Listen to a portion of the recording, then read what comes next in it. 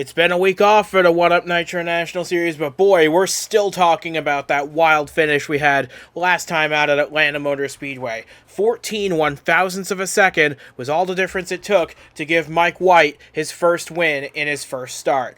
But this weekend, he's off at Hillside for his day job in the Turbo Truck Series, which leaves the Nitro National Series regulars to duke it out on a whole new racetrack built for this. It is the New Jersey Motor Speedway in New Brunswick, New Jersey. We are thrilled to get race number 5 of the season underway for you here over the next 70 laps.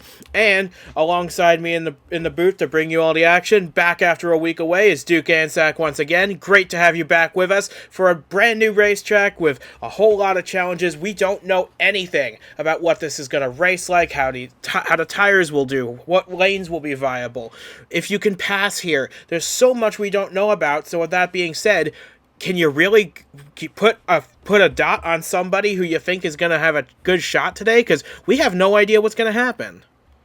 Yeah, you're right. I honestly, it is very, very hard to predict. Of course, this is a track that is very similar to some other tracks that we have regularly raced on. Those like Kansas, those like Charlotte, maybe even Las Vegas Motor Speedway. But the characteristics of all three of those tracks that I just mentioned are extremely different, especially, I mean, you think about Las Vegas in comparison, it looks just like Kansas, but the tire wear is a massive deal there. So here, we have no idea, and I think that it's going to be a really, really good race because of that. I think that this is a great challenge for these drivers to really have to learn this new track on the fly. You know, we've had a little bit of practice. You had your qualifying lap, but now it's the real thing. It's the first time everybody's getting out there with all 42 cars on track. This is going to be a ton of fun, especially in the early going of this one. Absolutely, because like you said, we've never been here before, and it's just the regulars for the Nitro National Series. Like we said before, the superstar guys, the truck drivers, they're off at Hillside for their own weekend, which leaves the Nitro guys here by themselves to bring the action to the fans here today. Quick look at the points after Atlanta going into this weekend, and I think it's safe to say who the favorite is going into this weekend, considering a 47-point lead after only 4 races. He hasn't finished worse than 11th all season. I am, of course, talking about Ryan Reed, but he's got a bit of an uphill battle today. He starts a little further down the field than he would have liked, down in 9th place. He's got his teammate with him to help him, but looking at the rest of the points, you got Jake McMillan, who are coming off a close second-place finish in Atlanta. He's 47 points back, but he starts 3rd today. I think this is a great opportunity for that 21. Yeah, I agree as well. I think Jake McMillan definitely is somebody that is going to be trying to get some vengeance here during this race. That's certainly going to be the case for the whole 21 camp after what happened a couple weeks ago. You know, I think that all of these cars that are starting kind of top 5, top 10 are really going to have a good shot in this one.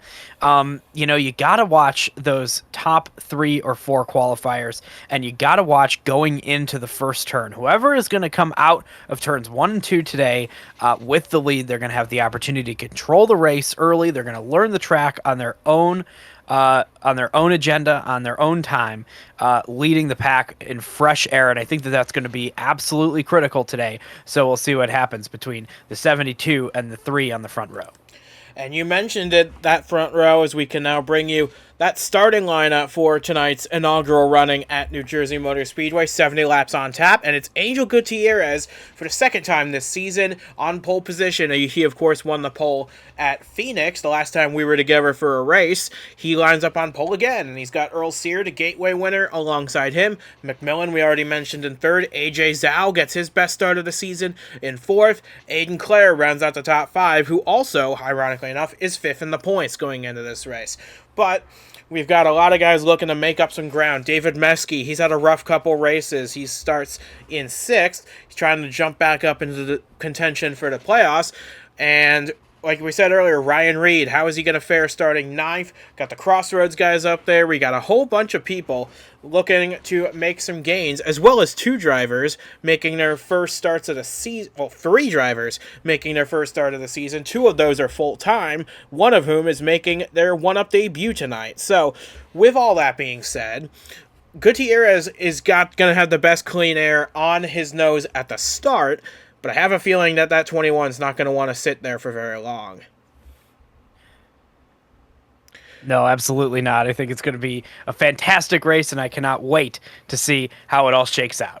Absolutely. Well, I think the tone has been set. I think we've done enough talking for now. It is time to get these cars on track for the first time here at New Jersey Motor Speedway. So with that being said, the cars are lined up. We're ready to get the action going. The fans are ready too. This is the One-Up Nitro National Series. First time at New Jersey Motor Speedway and the green flag. Getting ready to get these 70 laps underway. So stay tuned. You're not going to want to miss a second of it.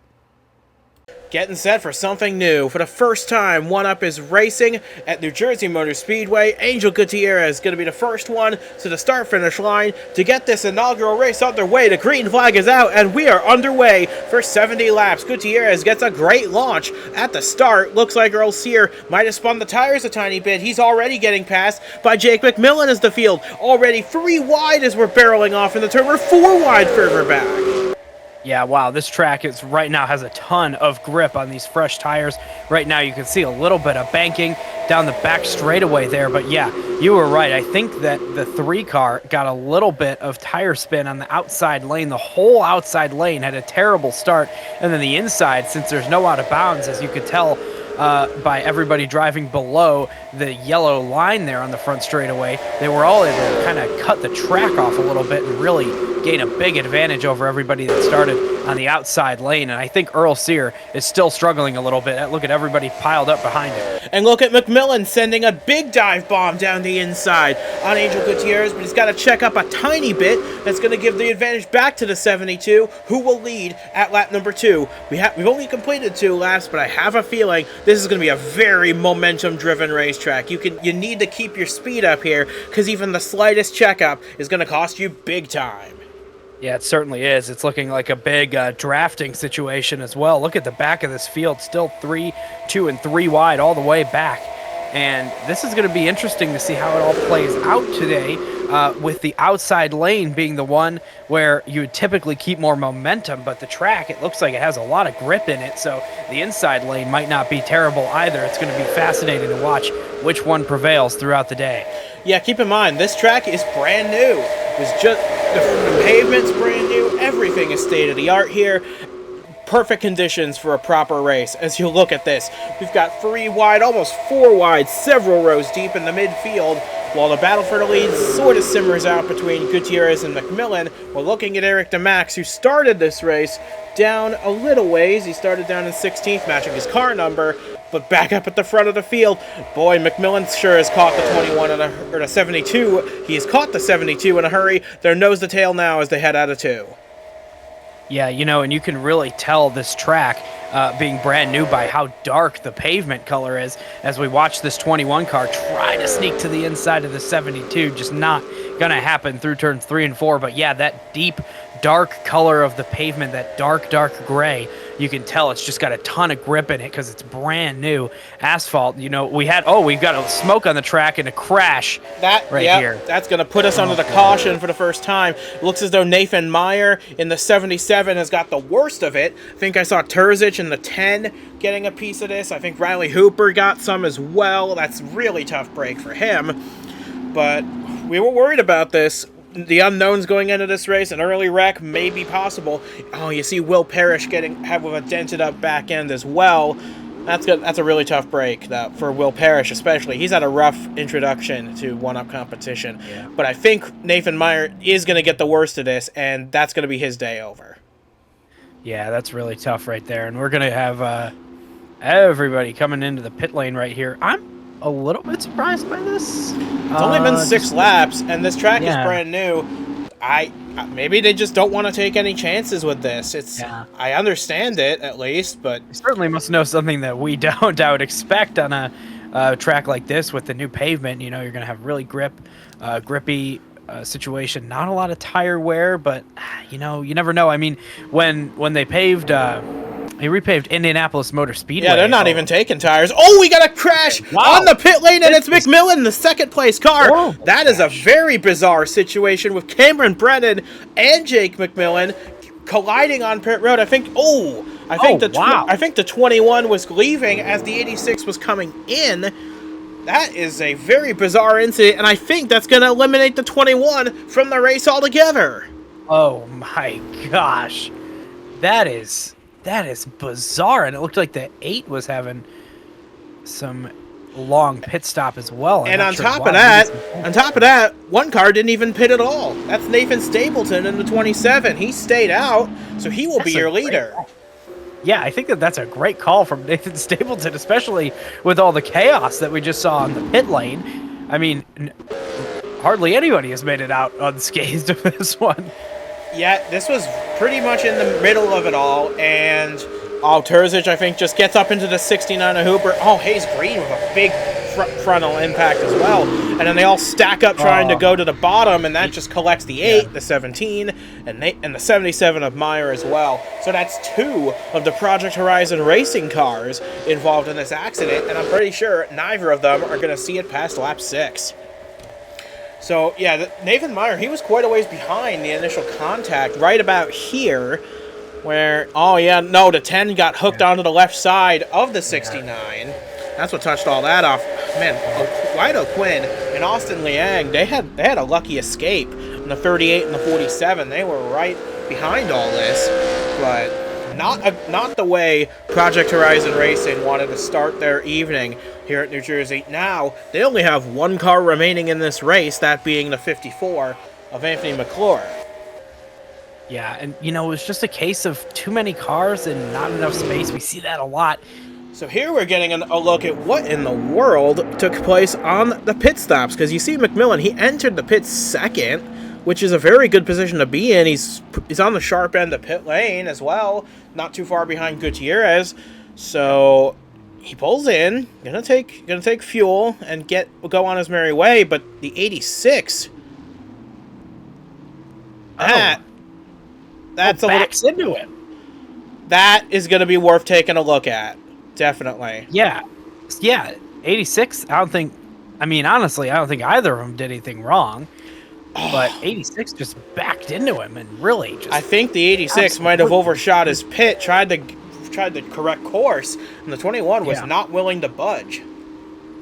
Yeah, it was a bad response to what had happened from the 86, it looks like. Yeah, but this caution's certainly shaking things up, and we're only on lap 8. It's put Nathan Stapleton, who remind those who are new to this series, this 27 car, as these guys are still trying to see if they can get back out there. I don't see it happening though. This 27 making its first start of the season. He's attempted to qualify for every race. This is just the first time he's managed to do so. And this is actually his first start in any one-up race since the Truck Series season opener of 2024. So, way to put yourself out there, I guess. Get yourself the lead by staying out on 6-lap old tires. This might be a good move for Stapleton. Yeah. As the lights go out on the pace car, I'm curious to see, because we'll see if the equipment is able to keep up. Well, I'll tell you what, if you catch a lucky caution, kind of farther on into this race, everybody else is going to be back on the same strategy, and it didn't look like a lot of people took tires on that stop anyway. No. So, I mean, this is, I think, a great call from the 27. Yeah, you're a little bit behind the 8 ball on it, but if you catch that lucky caution, it could seriously pay off, and we saw that 72 drive away with the lead before, so we'll see if maybe this 27 car has the same opportunity to do something similar. Yeah, and we haven't seen what it can do in clean air either, so that's definitely worth keeping an eye on. As it looks like we now are able to report, the damage was too severe. Jake McMillan, who started third today, not going to be able to resume in this race. Neither will Cameron Brennan. They're going to be our third and fourth DNFs of this race. We've got 4 cars out, and we haven't even hit lap 10 yet. That is brutal for the 21 car. Such a great day, or what could have been a great day, ruined in the pit lane. Man, that is a hard pill to swallow. But he'll get up, move on to Sonoma, as we're getting ready for the restart. On lap number 10, it is Nathan Stapleton. Look at the jump he got. That is very impressive for a guy who hasn't driven anything in over a year. He's certainly showing it to these guys as Sear dives underneath Gutierrez at the first opportunity. That's a great move to be on the bottom lane through turns 1 and 2. But now, what are you going to do when you get to 3 and 4 if you're not clear? He ended up being clear, so we're never going to know. Now he's put 3 wide. Oh, and there's contact between himself and the 0-0. They're not playing nice with each other in the early stages, but maybe they don't have a choice. Remember, this is like you said earlier, this is the first time we've had everybody on track together at racing speed. So, oh man, and you see the 29 of Meskia, but check out a big amount in the middle of 1 and 2. That's going to let Zal past him as well. We'll take a look at the tail end of the field, see how it looks like the damaged cars. They're able to get it to keep up, so we're not going to have to bring out the black flag today. But so far, it is Nathan Stapleton able to hang on to his lead, but Gutierrez is wanting to make it a short-lived lead.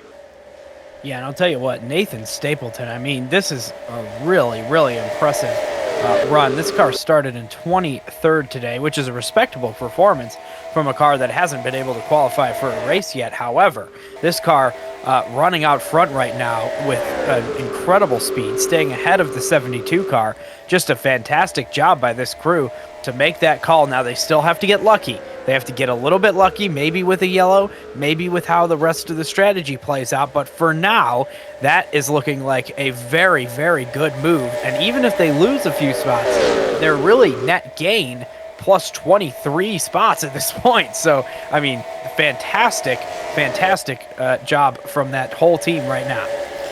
Yeah, this is a lot more than I expected out of that 27. I'll admit, maybe he wanted to ride around, rack up points, and build up momentum as we head to Sonoma next week. But to heck with building momentum. This is the best way to build momentum, by leading the race and by quite a convincing way over Angel Gutierrez, as we see Earl Sear and Aiden Clare do battle for third place, and that might bring AJ Zhao into play as well. Yeah, definitely. And this has been a fascinating battle for third place ever since the restart, because the 3 car had a shot at taking the second position away, and then the 0-0 got low, kind of made a little bit of contact, and they all squeezed together, and they've been fighting ever since. And now we might have a battle for the lead brewing a little bit on our hands. The 72 wants it back. One thing I'll say for sure is that the Chevrolet camp, they came to play tonight. They've got 4 of the top 5 spots at the moment, and believe it or not, they're all being held by 4 different organizations as well. You got BTB Motorsports out in the lead, Robbers Racing in second, Venta Motorsport fourth, and Team Duke rounding out the top 5 with the addition of Aiden Clare for Gamebreaker Racing in a Toyota. But it's clear to me so far, at least in the early stages, that the Team Chevrolet, they brought their good stuff to New Jersey. They certainly did. It's been a big week for Team Chevy to just have all the preparation done for this track, and it's paying off. You know, they've done a great job looking at what tracks are similar, what tracks that were formerly repaved, what you need for those places, and yeah, they've done a really good job so far in this race as we continue driving on lap 17. And it's not just those 4. We got Alexa Lucian in 10th place for Crossroads. That's another Chevy team. So 5 Chevrolet organizations represented in the top 10. That is very nice to see. And I'm looking forward to seeing how the rest of this race plays out. We still have 53 laps to go. There's a lot that can still happen.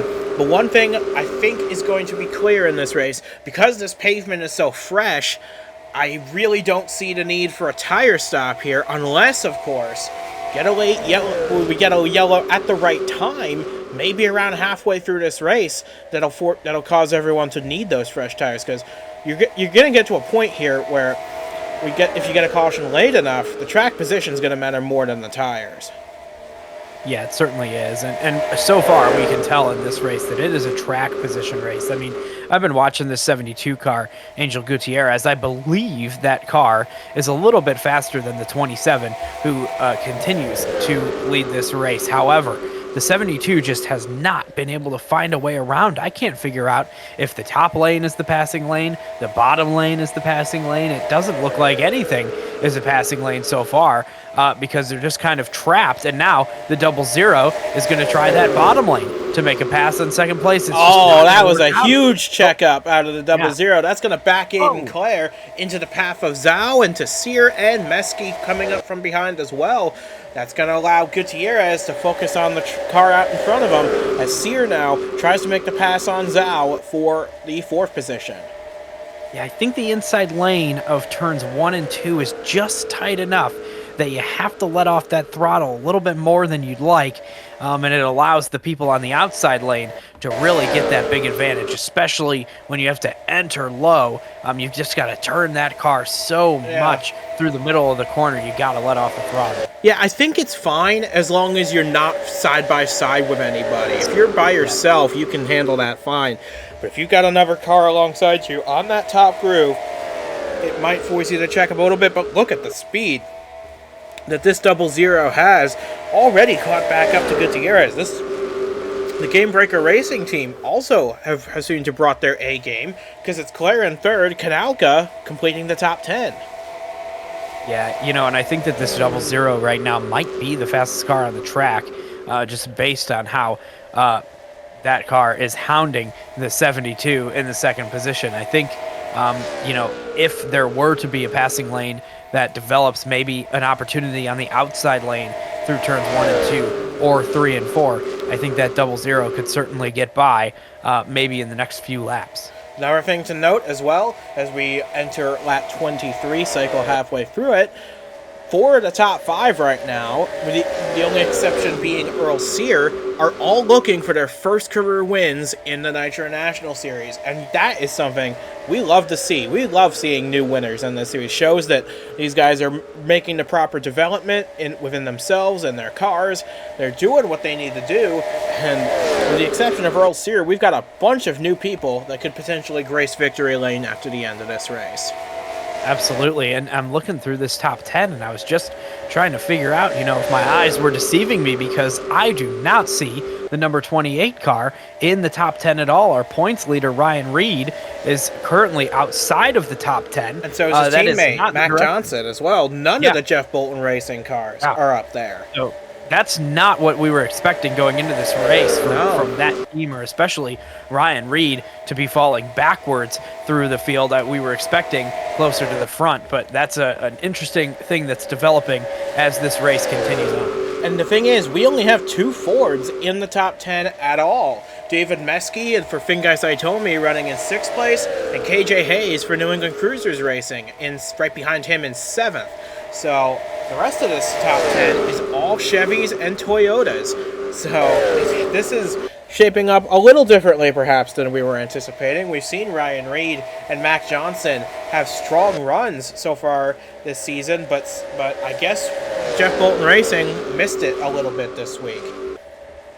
Yeah, that's going to be a big news for the field, especially because Jake McMillan out of this race. We probably won't have a new points leader. Meanwhile, we might have a new race leader going down into turn 1. Oh, but he gets his lefts. He gets his lefts on the line and on the flat. That's going to cost him some time. It's going to allow Aiden Clare to draw up alongside. See if he can make the move stick on the outside for 3 and 4. He has to let off 2, and that just gives Gutierrez the spot back.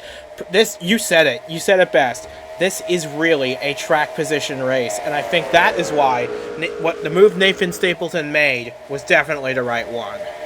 Oh yeah, I certainly agree. I'm pretty shocked actually that not more drivers tried that strategy. Yeah, I was about to say the same thing, honestly. Yeah, because you'd really think. Nobody was taking tires anyway.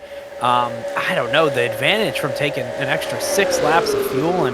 Top it off. Yeah, you get that kind of maneuverability. You have that you can change it up a little bit, but I just don't know if that was the right call. And look at the 72. Whoa! Went for it again, and now back on the apron. Either the 00 got a turbo boost, or the 72 had to really check up. through 1 and 2. That's going to give Aiden Clare a very clear advantage into second place. We'll see what he can do now, setting off after Nathan Stapleton, as Gutierrez is going to lose at least a second to everyone around him. So here's what I've been noticing. Here's what I like. I like the inside lane in turns 3 and 4. Something about it, I think it's the exit being at a different angle than the entry. You can really kind of widen out your exit. I like the inside lane because you don't have to let up on the bottom. However, in turns 1 and 2, you really want to be on the top, and we're going to see this inside lane in 3 and 4 right here. Aiden Clare in second place going for the lead. He's definitely going for it, and he's had a very consistent season up to this point. He's already 5th in the points before this race even started. Very much improved from 2024. His career best finish, of course, 2nd. That came last year at Sonoma to his teammate. And sure enough, that's where we go next week. So he's got a lot going for him so far. And at this point, I really think this 00 could be a dark horse contender for the entire season if he can string together a good run here and when we head back to Sonoma. Certainly, especially in a day when, a couple of your championship opponents right now are not having the best of days. Of course, we know McMillan behind the wall, but Ryan Reed outside the top 10, not showing the usual speed from that car. So this is a big day to try to capitalize, gain some points early in the season.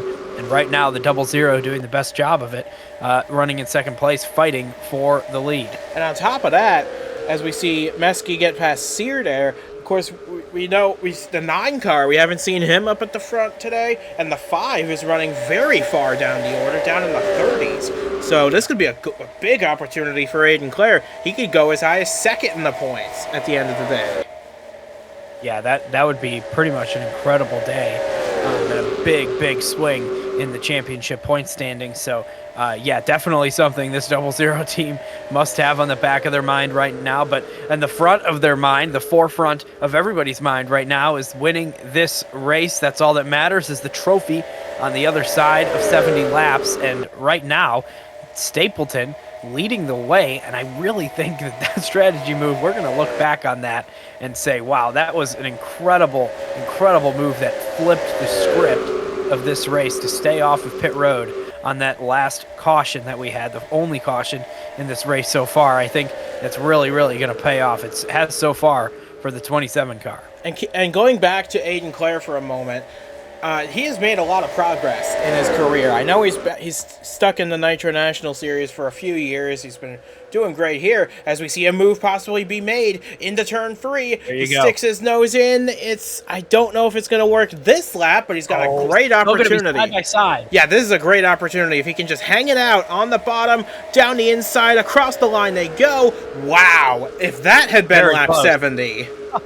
And there's for the lead. You really want to dive it down into the first turn so that you can kind of do the slide job there. But that pass was set up through turns 3 and 4 and down the back straightaway 1 lap ago. The 00 gained up on the 27, dove low into turns 3 and 4, used that extra angle, that extra track up off of 4, got to the inside, cut the track, dove down into turn 1, completed the pass. That is textbook here, and a great job from the 00 to finally get past the 27, who still, might I add, is having a great result from that strategy play. And going back again to what I was saying about Aiden Clare, I start to put some praise on the guy, and he gives me another reason too. But back to what I was saying, he's made a lot of progress. He's hanging it out in the Nitro National Series for what I believe to be his 3rd season here. And he, of course, as we remember, filled in a Superstar race, made a Superstar debut earlier this season at St. Louis, filling in for Echo Evans-Ross, who, of course, was injured in the Daytona 500. And he did a pretty good job in that race. Finished on the lead lap, top 25. Solid outing for his first run in the Superstar car. And I think that's really helping him down here in the Nitro National Series. That experience is going to probably get him to victory lane this season. Who knows? It might even come tonight. Yeah, it certainly is looking good so far for the 00. Very, very fast. Already 2/10 ahead of the 27 car, who has yet to lose another position since losing the lead. So this is a great, great job from the 00 team as a whole to bring a really good car here that is drivable somewhere, so a car that you can put pretty much anywhere on this track and really make some pace. And then a great job with avoiding chaos on the pit lane and making it happen once the race restarted. And talking about Game Breaker Racing, as well, I hate to say it, but the team car to Aiden Clare, Kanalka in the 7, just lost a spot to Austin Scott in the 82, still holding together 10th place, solid run. Alexa Lucian hanging it out in 11th place, taking a quick look back in the lead, but back to our Fruita field. Actually, the 9's not that far off. He's down in 12th place, but still doing a solid job. And this is where the Jeff Bolton racing cars have found themselves. There is Ryan Reed in 20th place. Keep in mind, he started this race down in 9th. They must not have put the long run pace in this car, and it's really coming to haunt them in the race proper. And as well as the fact that Mac Johnson himself in the team car, he's only a couple spots ahead. Whoa, and now we've got a battle for the second position. Gutierrez on the outside of the 27 now, and it's not going to work out, I think, going into turn 1. We'll see what happens throughout the rest of this turn. If the 27 can slide up there, looks like it's going to be good for the position on Gutierrez. So, yeah, Stapleton can hold out for another lap, and now Meske down to the bottom lane, a textbook pass on the 72 car. Yeah, and going back to what I was saying earlier about Mac Johnson and Ryan Reed, they're running 14th and 20th, which normally is not even a bad day, but for the standard they've set over the first 4 races, not what this team wanted at all. But you also have to keep in mind, they're racing some good cars back here. Andrew Langley, who got a podium at Atlanta, Jensen Nomina, who we know is a strong racer, Brandon Smith's back here, Braden Varga, like I already said, Eric DeMax just outside the top 20, and I want to give a shout as well to this car, number 1, Zane Grayson, like Nathan Stapleton, making his first start of the season after attempting every race up to this point, not quite having as flashy a day as the 27, but putting together a solid enough run. He started in 21st, currently running in 29th, just bringing that car home, racking up points. That's what the full frontal team, that's what they really need. Yeah, it certainly is, and you know, it's very fascinating to see how certain drivers have adapted to this track, and certain teams have brought a car that was really, really good or maybe not so good today. It's just a full team effort, this kind of race at this track right now, because it's a brand new place, no notebook at this track at all. And there's Elijah Ironhouse making a pit stop now. That car was not really in contention. Yeah, he was about 5 seconds off the next car ahead of him. So I think what he's trying to do here, get a tire offset and try and unlap himself and hope this thing goes green the rest of the way to give him the positions he needs.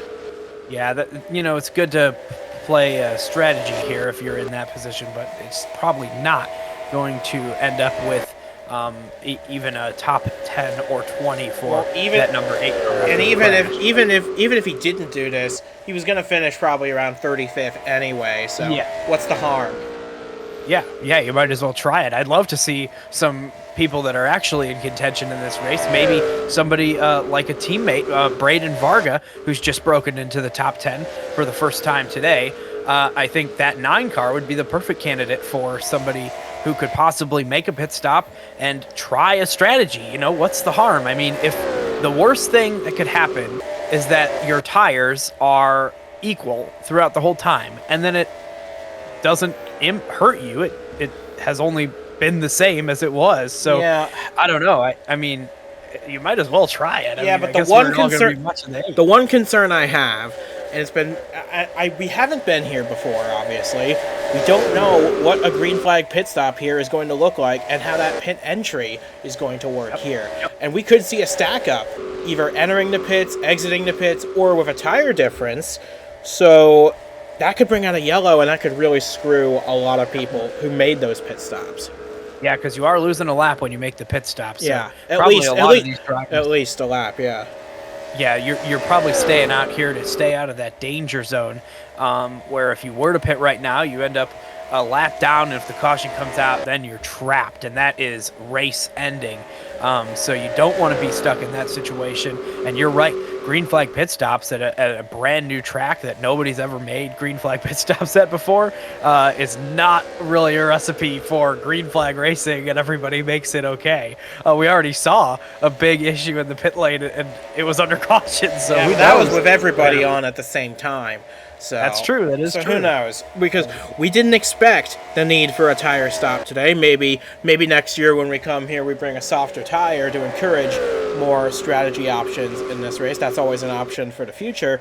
But for right now, I think these guys are perfectly content to ride it out on this set of tires that they're on right now. Because keep in mind, we just hit 20 laps to go, and we're soon going to get to a point where if a caution comes out, it's not even worth coming to pit road to lose all that track position.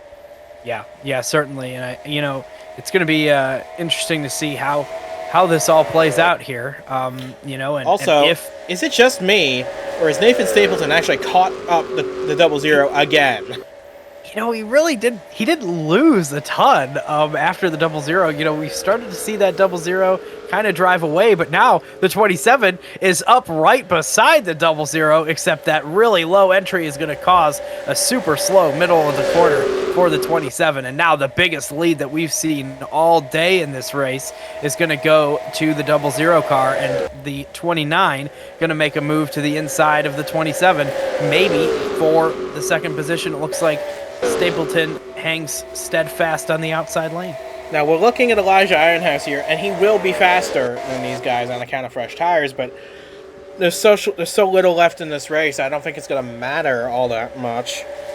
However, going back... You need everybody for it to work. Yeah, exactly. But going back to what I was saying about Nathan Stapleton, could that have been his best chance to retake the lead and win this race? Gone. Maybe. I don't know. The thing is that I'm starting to get a little bit concerned. Everybody came in to take a little bit of fuel. Why did that happen? What were they thinking that caused them to believe they would need that extra 6 laps? And Nathan Stapleton does not have that extra fuel in the car right now. So I don't know. I mean, it's going to be interesting to see how this all plays out. If there isn't another stop in this race, can you do the full 70 laps on one tank of fuel? Maybe, but yeah, well, that's a question for a little later on. But for right now, I want to give a quick call to this team that we're focused on right now. KJ Hayes has not had an opportunity with a good team until this year. I hate to insult the teams he was with previously, but this is the best opportunity I think he has ever had in this series with New England Cruisers Racing. He's had a decent start to the season, but this is going to be a great run for him. He started in the top 10, and he's running the top 10 all day. He's only lost 1 position since the start of this race. He's having a really good day today in 8th place, exactly the kind of momentum builder that team and that driver needs. Yes, absolutely. A great day so far from that whole crew, and a really just a solid job overall. So, yeah, I'll tell you, I mean, this race really has a fascinating look. And now that 0-0 is so far ahead, over a second ahead, I'm not sure what's going to happen because we haven't seen the 27 really make any headway on that gap so far. Just a little bit right there, a few hundredths. But, yeah, I don't know. I mean, it's going to be fascinating to see if this all plays out. We're coming down to it, though. We're within, last 15 laps here. So, hey, don't ask me how it's all going to play out because I really can't tell. I don't think any of us can at this point in the race. But what I know for sure is we are quickly approaching 10 laps to go, which would be the cutoff point for if we got a yellow where we would see free passes be handed out. So yes. Elijah Ironhouse is running out of time, and I genuinely think he probably wouldn't need it anyway. But like I said, we're closing up on 10 to go, and look at this. Gutierrez tried to fight back. He's kind of fallen back ever since he lost the lead, but yes, he's made a nice move around David Meske, put himself up into third position now. Yeah, that's a pass completed right there for the 72 car. So great job from Gutierrez to make it around the 29 in this one. And hey, I mean, maybe the 72 can get up there. We saw that car lead some laps earlier in this race, but I don't know. It's kind of starting to spread out. Yeah, and honestly, this 27 is just. I know we said a lot about him already today, but he has never stopped impressing me. He started 23rd. We didn't expect him to be up here at all, considering this was his first start in over a year. But he played the strategy to perfection, and he has not lost that much. He only lost one position in the last 50 laps, and he's probably going to come out of this with this is going to be a career best finish, considering this is also his 1UP Nitro National Series debut. Yeah, I was automatically a career best, but how about having possibly a podium as your career best and your only finish in the Nitro National Series? That's a really, really great job, especially on a strategy play that, I mean, had just a few, 3, 4, 5 more cars. Oh, I hate to interrupt. I think we've had another accident out there.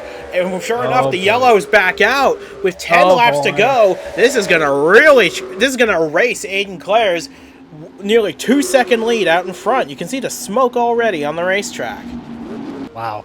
Well, you can drive out to as big a lead as you want until there's a late race yellow. Oh, Shantley Daniel involved in this one. You hate to see that. He's making his second start of the year. He's had to have been hoping for better, but you see it on your screen right now. No one's coming in, and I think that just goes to show you track position really matters here. Yeah, so I'm mildly concerned, I believe less concerned now about that 27 car. If they thought that they needed some fuel, they certainly would have been pitting at this point. We've got a few cars back. Yeah, they were damaged though from that first incident. They're probably gonna buff it out a little more. And hey, take fresh tires. They're still on the lead lap. Who knows how it could shape out in the final few? Yeah, definitely. I think that's a solid move from those cars.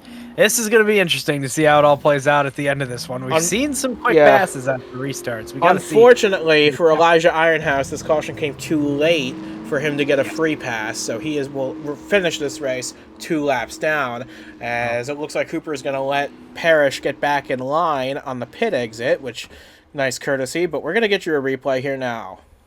Now, keep in mind, that 10 car has already been in an incident today, and he's quite a ways behind the 59, but Daniel had a terrible run through the front straightaway. Oh, and he just got hooked. That's what. Yeah, I don't know. That looked really weird. The 10 kind of just came down the track. I mean, the 59 was on the yellow line, so that's.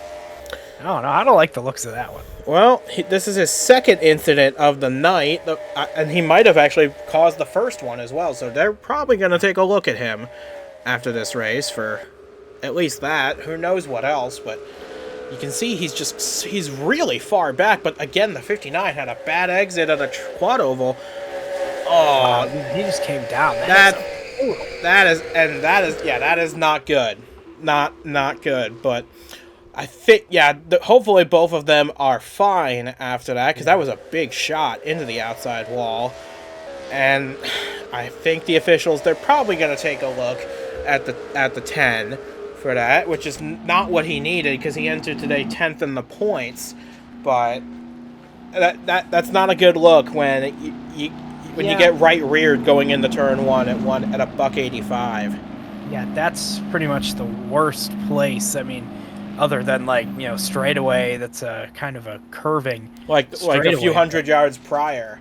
Yeah, but I don't know. It was really strange. I mean, maybe no ill intent there from the 10 car going down into the corner, but you got to be more aware. There was so much time, just a couple seconds, but there was a lot of time seemingly to kind of adjust to the trajectory of that 10 car to avoid the slower car on the inside lane who was not moving up the track. It certainly didn't look like it, at least in the replay. So yeah, not a fan of that one, but we move on, hopefully with everybody okay after that incident. And now we're going to have 6 laps to decide this race. This is probably going to be the final restart, because once we take this green flag, we're going to have so few laps left, the next flag would probably end the race anyway. So this is the last chance for Nathan Stapleton, Angel Gutierrez, and the others to get a run on Aiden Clare and deny him his maiden win of his career. Yeah, this is going to be very interesting to see.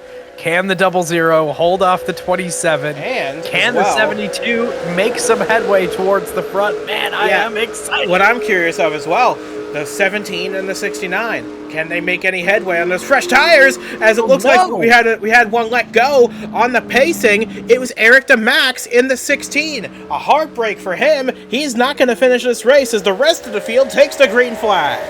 Hopefully there's no fluid on the track after that. I expect that we've got officials looking at that. I expect that. Yeah, I think since there's no more yellow, I think we're good. I think DeMax cut it low as soon as he knew what the problem was. That is such a shame for Eric DeMax. He entered 14th in the points. This is going to cause a big hit on his total. And yeah, he is out of this race as the field rolls through 3 and 4 to take 5 laps to go in this race, with Aiden Clare still holding that solid advantage over Nathan Stapleton.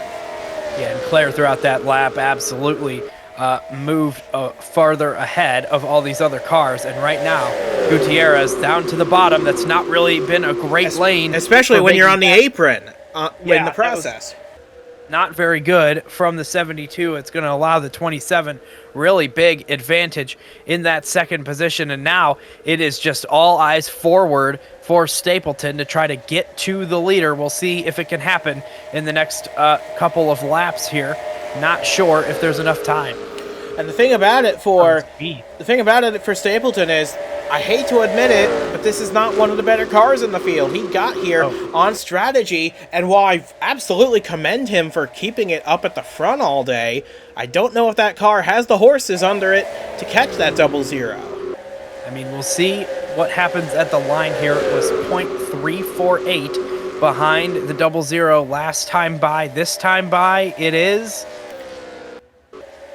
negligible, the difference. Yeah, so barely different and a little bit worse. So, yeah, that 27 needs to figure something out here if they want to have a shot at winning this race. And look at this 3 wide craziness. Yeah, but these are those two I was talking about, Parrish and Hooper, gaining places on those fresh tires. This is going to be a net gain for them regardless, because they were right at the back when they made those pit stops. But now, we only have 2 laps to go to settle this thing. Yeah, and the gap only grows. I mean, it doubled in that last lap.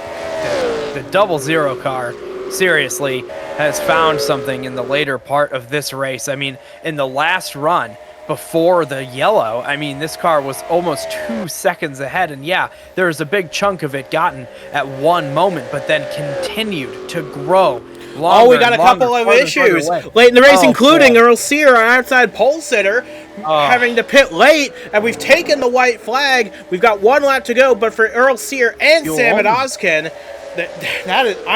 they might have. That's unbelievable if it's fuel.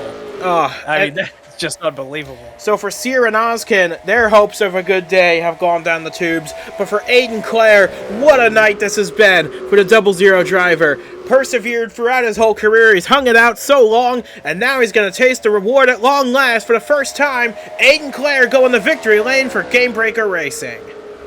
Wow, and what a performance from the 00 in a race where we had little to no passing because track position was so important. That 00 made 2 on-track passes against 2 very tough competitors to take the lead, and then eventually go on to fend those same cars off and win the race. And it's not like passing was impossible here. We've seen a lot of track position change. It's just setting up those runs was so difficult, and the 00 managed it.